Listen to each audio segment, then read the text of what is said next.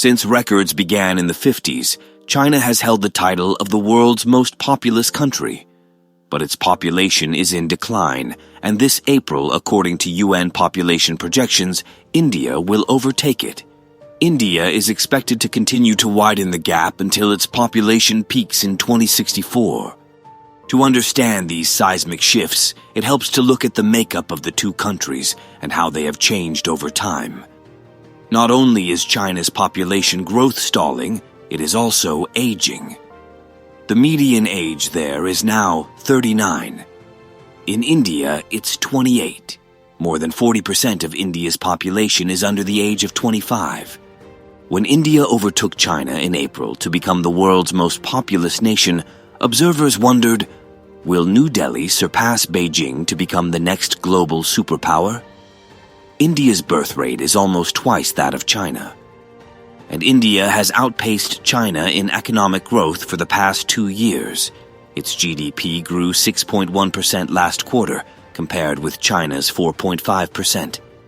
At first glance, the statistics seem promising. This question has only become more relevant as Indian Prime Minister Narendra Modi meets with U.S. President Joe Biden in Washington this week. From a U.S. perspective, if India, the world's largest democracy, really could trump China, that would be something to shout about. India is China's natural adversary. The two countries share more than 2,000 miles of disputed, undemarcated border, where conflict breaks out sporadically. The bigger and stronger China's competitors are in Asia, the greater the prospects for a balance of power favorable to the United States. Yet before inhaling the narrative of a rapidly rising India too deeply, we should pause to reflect on 4 inconvenient truths. First, analysts have been wrong about India's rise in the past.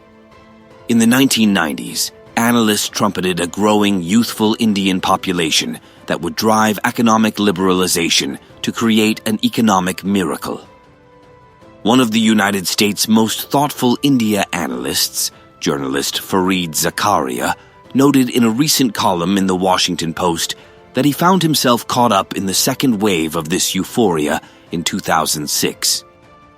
When the World Economic Forum in Davos heralded India as the world's fastest-growing free market democracy, and the then Indian Trade Minister said that India's economy would shortly surpass China's. Although India's economy did grow, Zakaria points out that these predictions didn't come true. Second, despite India's extraordinary growth over the past 2 years, when India joined the club of the world's 5 largest economies, India's economy has remained much smaller than China's. In the early 2000s, China's manufacturing, exports, and GDP were about 2 to 3 times larger than India's.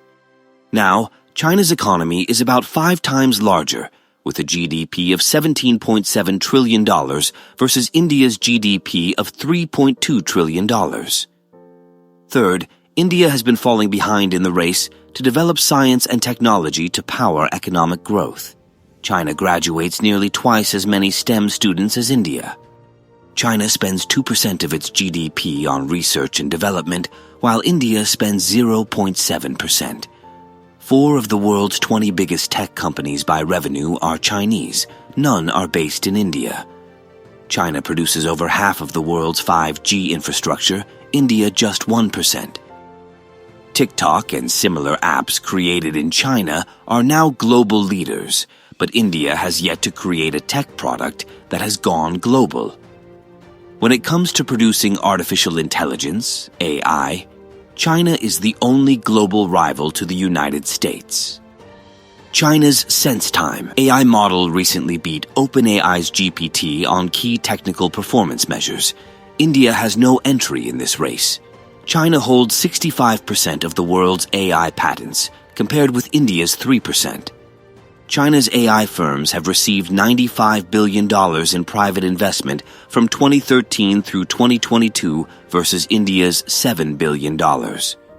And top-tier AI researchers hail primarily from China, the United States, and Europe, while India lags behind. Fourth, when assessing a nation's power, What matters more than the number of its citizens is the quality of its workforce. China's workforce is more productive than India's. The international community has rightly celebrated China's anti-poverty miracle that has essentially eliminated abject poverty.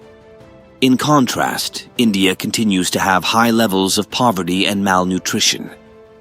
In 1980, 90% of China's 1 billion citizens had incomes below the World Bank's threshold for abject poverty. Today, that number is approximately 0. Yet, more than 10% of India's population of 1.4 billion continue to live below the World Bank extreme poverty line of $2.15 per day. Meanwhile, 16.3% of India's population was undernourished in 2019 to 21, compared with less than 2.5% of China's population, according to the most recent United Nations State of Food Security and Nutrition in the World report. India also has one of the worst rates of child malnutrition in the world. Fortunately, the future does not always resemble the past. But as a sign in the Pentagon warns, hope is not a plan.